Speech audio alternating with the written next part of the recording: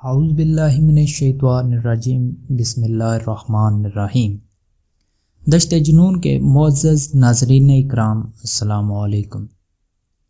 امید کرتا ہوں کہ آپ سب خیریت سے ہوں گے۔ ایک سوال جو ہر ایک کے دل میں ہوتا ہے، آئیے آج قرآن و سنت کے لحاظ سے اس کی وضاحت کرتے ہیں۔ سوال ہے کہ اسلام کے اوائل دور میں لونڈیوں سے بغیر شادی کے جماع کی اجازت تھی؟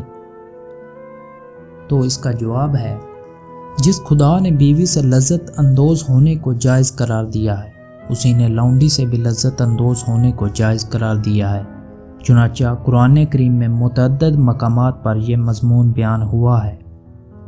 سورۃ النساء میں ہے، اور اگر تمہیں اندیشہ ہو کہ تم یتیم لڑکیوں کے بارے میں انصاف نہ کر سکو گے تو ان عورتوں سے نکاح کرو جو تمہارے لیے پسندیدہ اور حلال ہوں، 2 اور 3 اور 4، مگر یہ اجازت بشرط عدل ہے۔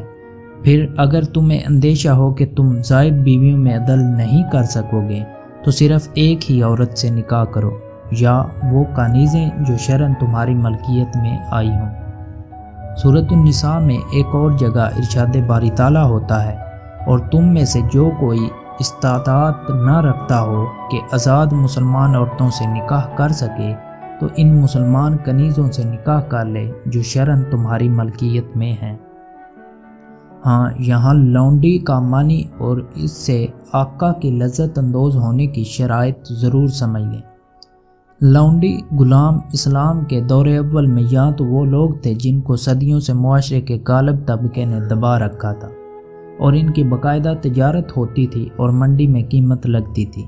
اس غلامی کے باعث اتنی سے قانونی پوزیشن تھی کہ وہ دنیا میں کسی چیز کے مالک نہ تھے، اور جب سے انہوں نے ہوش سنبھالا اپنا بکنا بکانا دیکھا، نہ کوئی گھر، نہ وطن، نہ ان کی سوچ، نہ رائے، نہ ارادہ و اختیار۔ اس غلامی کو اسلام نے مختلف صورتوں سے کفارات اور صدقات کی شکل میں ختم کیا۔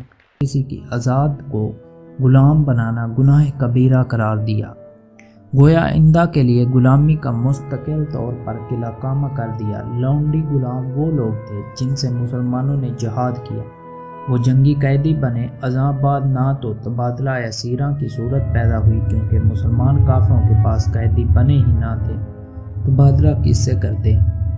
قرآن کا حکم ہے، پھر اس کے بعد یا تو انہیں بلا معاوضہ احسان کر کے چھوڑ دو، یا فدیہ یعنی معاوضہ رہائی لے کر آزاد کر دو۔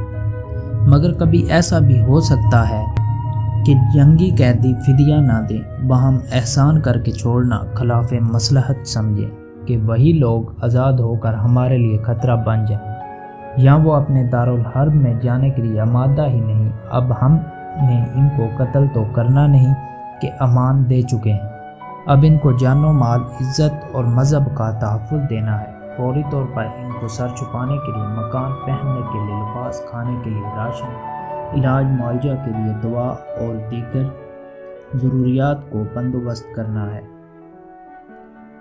بس اس کا علاج اس کے سوا ممکن نہیں کہ ان کو اپنا لونڈی یا غلام بنا لیا جائے اور اس حیثیت سے ان کو اپنے گھروں میں پناہ دے دی جائے، ان کے جملہ اخراجات اپنے ذمہ لے لیے جائیں۔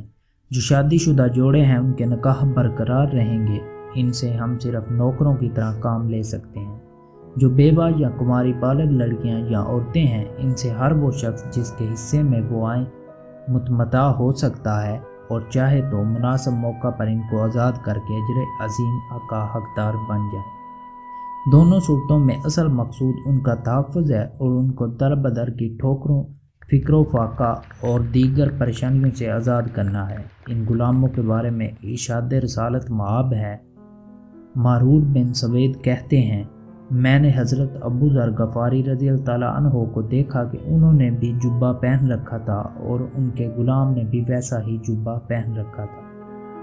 ہم نے ان سے اس کے متعلق پوچھا کہ آقا و غلام میں یکساں لباس کی وجہ کیا ہے؟ فرمانے لگے، میں نے ایک شخص کو گالی دی، اس نے رسول اللہ صلی اللہ علیہ وسلم سے میری شکایت کر دی۔ رسول اللہ صلی اللہ علیہ وسلم سے میری شکایت کر دی۔ رسول اللہ صلی اللہ علیہ وسلم نے فرمایا، ایرتا بما، تو نے اسے ماں کا آر دلایا۔ پھر فرمایا، صحیح بخاری میں موجود ہے، بے شک تمہارے بھائی تمہارے خدمت گزار ہیں جن کو اللہ نے تمہارا زبردست کر دیا۔ جس کا بھائی اس کے زیر دست ہو تو اس کو وہی کھانا کھلائے جو خود کھاتا ہے، اور وہی لباس پہنائے جیسے خود پہنتا ہے، اور ان کی طاقت سے زیادہ ان کو تکلیف نہ دو۔ پھر اگر ان کو ان کی طاقت سے زیادہ کی تکلیف دو تو خود بھی ان کی مدد کرو۔ یہ ہیں غلاموں کے وہ مختصر حقوق جو اسلام نے دیے، اور جن سے آج نام نہاد آزاد متمدن دنیا نے آزاد شہریوں کو بھی محروم کر رکھا ہے۔ اس ظالمانہ طبقاتی دور کے دانشور اور حکمران مسلح غلامی کو لے کر اسلام کو بدنام کرتے ہیں، مگر کبھی سمجھنے کی تکلیف نہیں کرتے۔ رسول اللہ صلی اللہ علیہ وسلم نے بدر، احد، حنین، فتح مکہ اور دوسرے مارکوں میں کتنے لوگوں کو لونڈی یا غلام بنایا۔ اسلام نے غلامی کا رواج نہیں دیا بلکہ مختلف حکیمانہ کوششوں سے غلامی کو ختم فرمایا۔ آج دنیا میں غلامی کے خلاف جو کامیاب تحریکیں جاری ہیں اور جن کے نتیجے میں دنیا کے اکثر ممالک آزاد ہو چکے ہیں، یہ اسلام ہی کا فیضان ہے۔ امید کرتا ہوں کہ ویڈیو آپ کو پسند آئی ہوگی۔ اس کو مکمل دیکھنے کا شکریہ۔ میرے چینل کو سبسکرائب کرنا مت بھولیں۔ ملتے ہیں نیکسٹ ویڈیو میں، تب تک کے لیے مجھے اجازت دیجیے۔ اللہ نگہبان۔